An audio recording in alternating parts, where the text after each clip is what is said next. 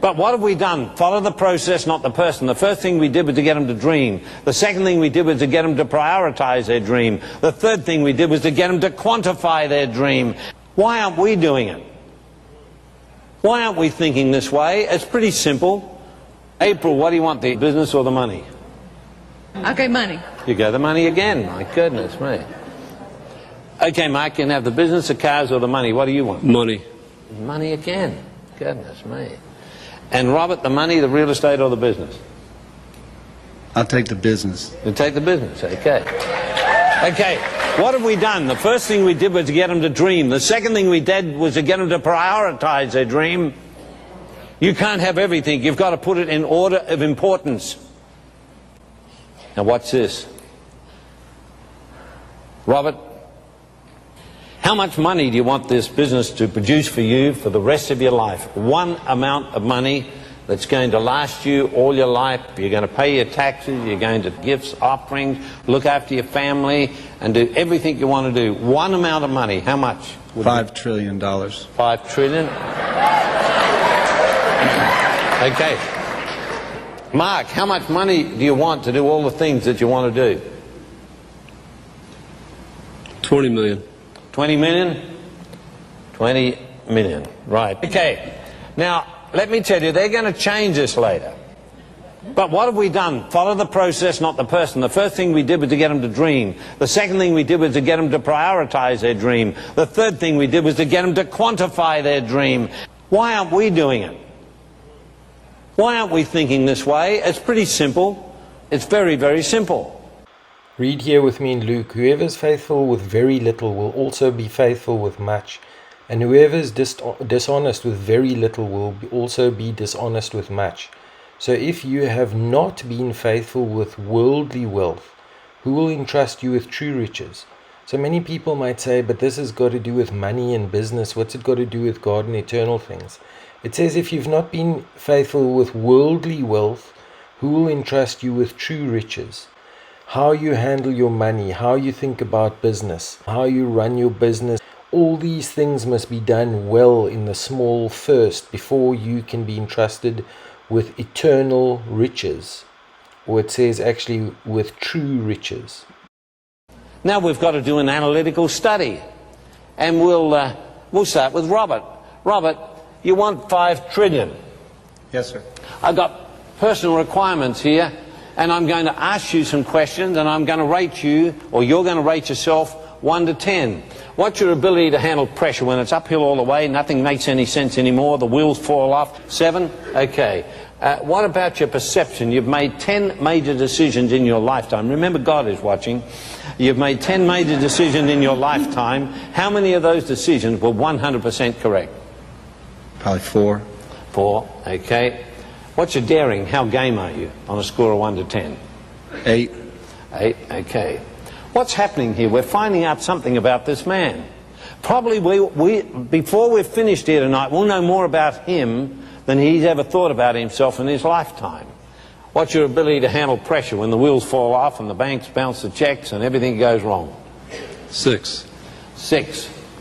What's your perception? You've made 10 major decisions in your lifetime. How many were 100% correct? 3. 3, right. And what's your daring? How game are you? 5. A 5. 5, okay. What's your ability to handle pressure? An 8. 8. And what's your perception? 6. 6. And what's your daring? 8. 8, okay. What has happened here? Now, they will change this later. They're under pressure at the moment.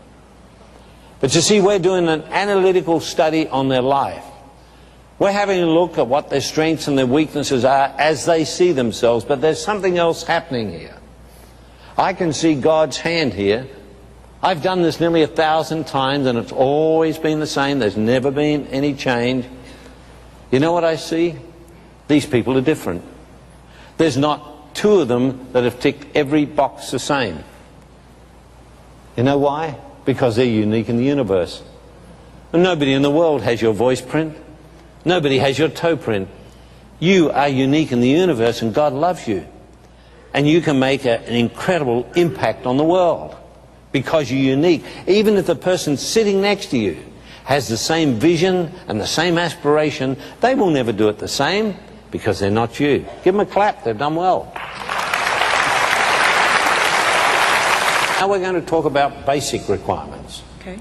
And I'll explain it to you as you go along. On a score of 1 to 10, what's your desire to have 100 trillion? 10. 10? 10. Okay, listen to this question very, very carefully.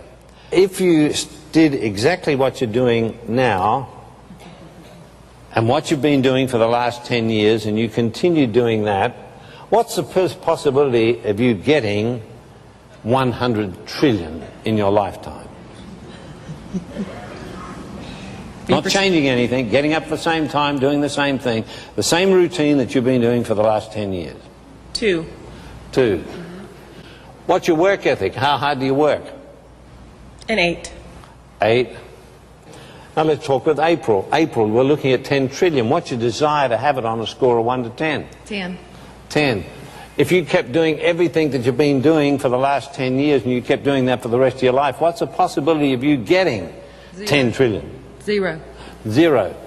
Well, it's spreading out a bit, but they've done a good job. Give them a good clap. Can you see what's taking place here? In Destiny of the Third Millennium, we give you an absolutely incredible way to do this. You know, the person you ought to know the best is yourself. The great philosophers say, know thyself. Do you know really who you are? Do you know what capacities that you have? Maybe you need to do something like this in your life. Now we're going to go to limiting factors, and Robert will ask you first. These are the limiting factors. Now you want $5 trillion. Now this is a very simple yes or no question. And remember, God is watching.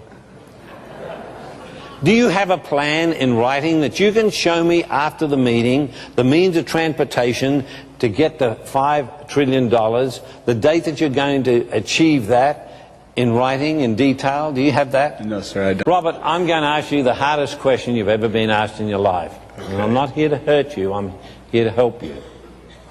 And I want each person here tonight to take this question to heart. Because I'm going to ask each one of these people this question, and it's going to be a bit difficult for them. So I want you to feel with them as I ask them this question. You see, Robert, when you were born, your mother cuddled you into her. And she said, beautiful. He's perfect. He's a 10. And you know, God made you to be a 10. He didn't want you to be a 6 or 7 or 5 or 4 or 3 or 2 or 1. Now here's the question. I've got here percentage of potential. Your potential is a 10. No doubt about that. How much of that potential have you exercised in a world-changing event or some major event that will warrant a score? Because if you give me a score, I want to know what you've done to warrant a score towards your potential. Round 1. A 1? Yes, sir. What's that? How has that affected the world? We're world changers. Who are these men who turn the world upside down? You're thinking too little of yourself. You've got to get a bigger perspective. You have to change the world. Each one of you have to change the world. You've got to have bigger dreams. You've got to be prepared to do what Paul the Apostle said, when I pummel my body into submission.